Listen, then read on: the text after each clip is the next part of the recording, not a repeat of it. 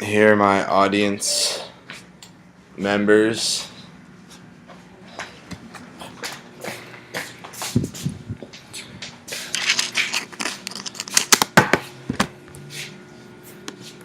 There comes a time in everyone's life when they realize how bored they are. After aimlessly searching the web for hours, I came across an aquarium forum on Reddit.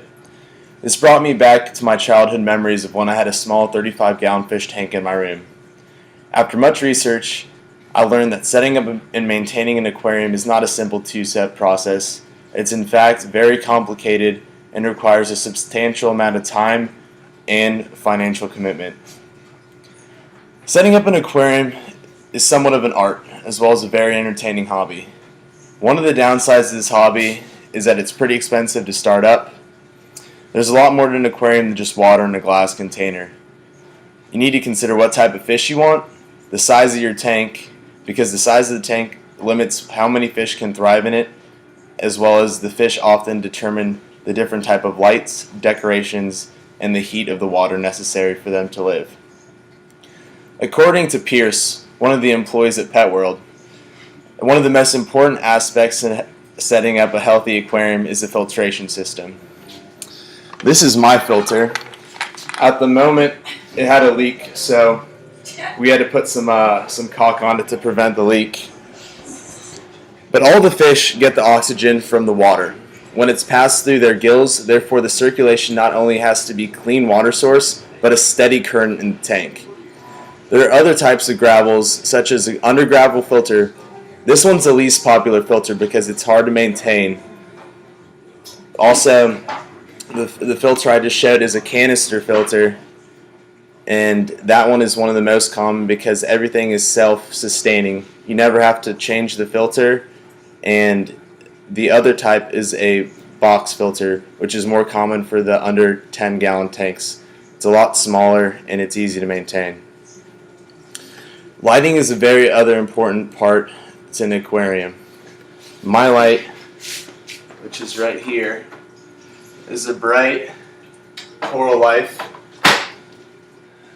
It's a Coral Life incandescent bulb. And just like humans, fish need their lighting to maintain their habitat. A light and dark cycle is also very important for fish. Most aquariums need approximately 12 hours of proper daylight. There are different types of lighting, such as fluorescent, incandescent, LED, and metal halide, which are specific for saltwater tanks. Light also determines if plants can grow in your tank. The saltwater aquariums require a higher voltage due to the fish-specific characteristics. I chose to not use the LEDs because LEDs typically run pretty expensive, and the light bulb I showed you is a fixture that can grow plants, and it's one of the brightest ones for the incandescent bulbs. Each aquarium has its individual ecosystem, and that's determined by the temperature and what the water should be maintained at. The type of heater is not that important, but the temperature that the heater is set to is very important. Submersible heaters and inline heaters are two of the main types.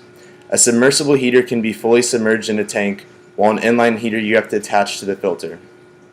There are many external factors that can affect how well the water heater works. This includes the climate where you live, how drastic the season changes, and the cooling heating systems. Due to the fact that we live in Kansas, I went to use two submersible heaters, which if you look at my fish tank, just look like this, and you stick them in the water.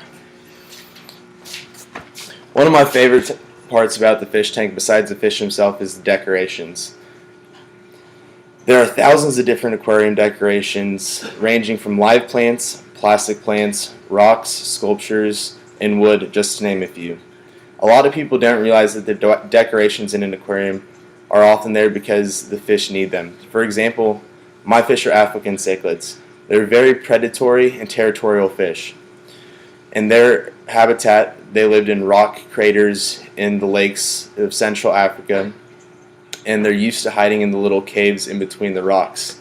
As you can see, I've constructed a little rock cave for them.